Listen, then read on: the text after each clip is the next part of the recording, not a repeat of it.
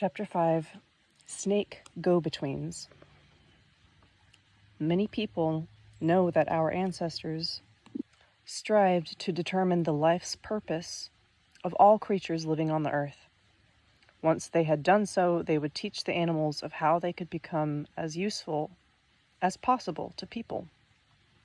The animals would then teach this to their offspring, and in this way our generation, just like any that came before it, has received a great gift from our forebears, and we, in turn, need not just make use of it, but also perfect the abilities of all earthly creatures living around us.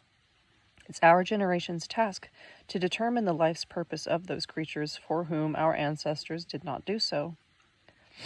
Having said this, Wood pulled a grass snake out from under his shirt and continued. For example, we need to determine for what purpose reptiles were created, and how they might serve man. Those who were present looked at the grass snake that had wrapped itself around Wood's hand, and said nothing. The first to raise his hand and ask to speak was a red-haired little boy about 5 years of age. Wood permitted him to speak. "I've seen that snake," the little boy began, "or one just like it, crawl up to our nanny goat and suck milk out of its udder. The goat stood right where she was. That means that she agreed to give it her milk." Yes, grass snakes and other reptiles can suck milk from cows or goats. You are correct in noting that, Izor. But at the moment, Wood reminded those who had gathered, we are trying to solve the question of what benefit the existence of these creatures should bring to man. "I haven't forgotten about the question," the red-haired boy went on. "I remembered the way he was drinking the milk, and I thought we should make a little hole in this creature at the opposite end from his head. He can drink the milk and lower his tail with the little hole into a pitcher so that it fills up with milk. Then Mama won't have to go milk the goat." A disorderly choir of children's voices could be heard from all sides. "You shouldn't put a hole in it. It'd be painful for the creature. The milk won't run out of the hole if the creature doesn't want it to." "The main argument against the hole is the pain the grass snake will experience," Wood said, summarizing. "And man should not cause earthly creatures pain. Your suggestion is not accepted, Izor." Wood wanted to move on to the next question, but the red-haired boy was not giving up. "If we can't put a hole in its tail, then we can do it some other way," he announced. "When that creature was sucking the milk from the goat, it got fatter and fatter. That happened because there was a lot of milk in it. We need to train the creature to crawl into the house with its milk and pour it out into a pitcher. Then people won't have to go out into the pasture with a pitcher to fetch the milk. And the dairy animals won't have to leave the pasture and come into the houses to be milked. Many different creatures will crawl to the house, and when they see that the pitcher is empty, they'll fill it with milk." The children liked the red-haired boy's idea, and they vied to outdo each other with their own additions to it. "You could also get milk from them far away from home, if you feel like eating, and your house is a long ways away. We need to train them to crawl up a person with milk when they hear a certain sound. Crawl up to a person with milk when they hear a certain sound. So we don't have to go searching for them in the grass. You clap your hands, say, or whistle, and they'd race to crawl right over to the person." "Well, I don't feel like drinking milk that has been pumped out of a snake. They might add some snake thing of their own to it," one little girl noted timidly. But the others immediately started arguing with her. "Well, with the cow milk inside it too, Well, with a cow, the milk was inside it too, and everyone drinks that. If they add some snake thing of their own, then it'll be even better. I mean, these creatures, they're always clean, even though they crawl along the ground."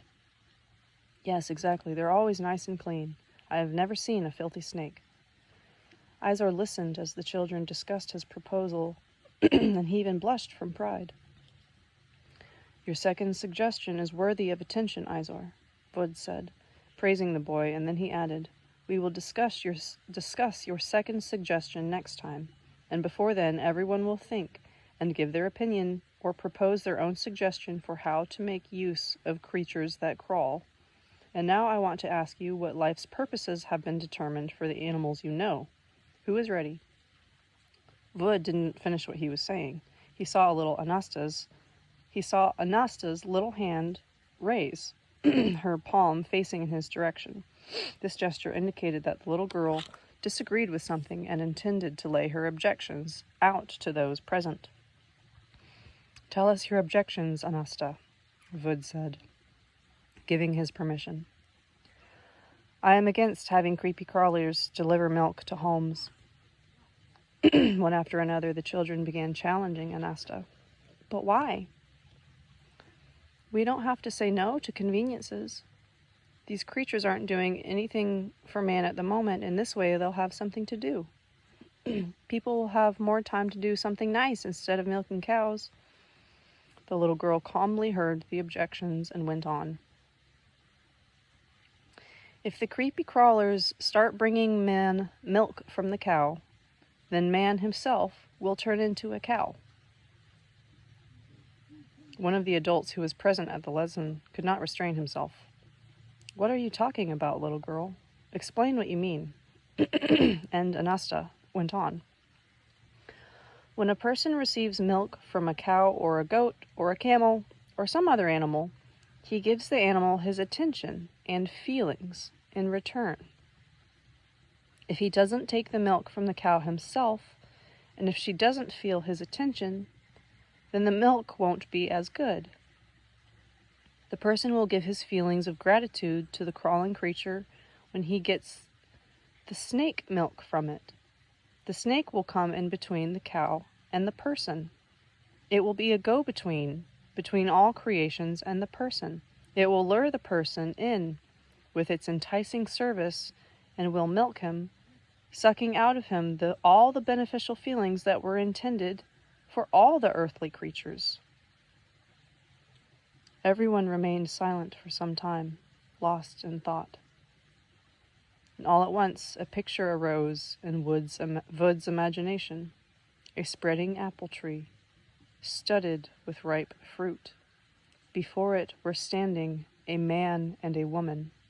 The woman was saying, "Look, my love, one apple has already ripened.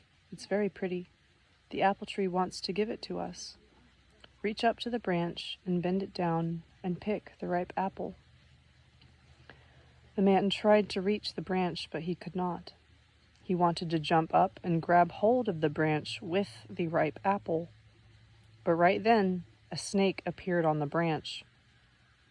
It pulled off the apple, took hold of the branch with its tail, and obligingly hung there, offering the fruit to man.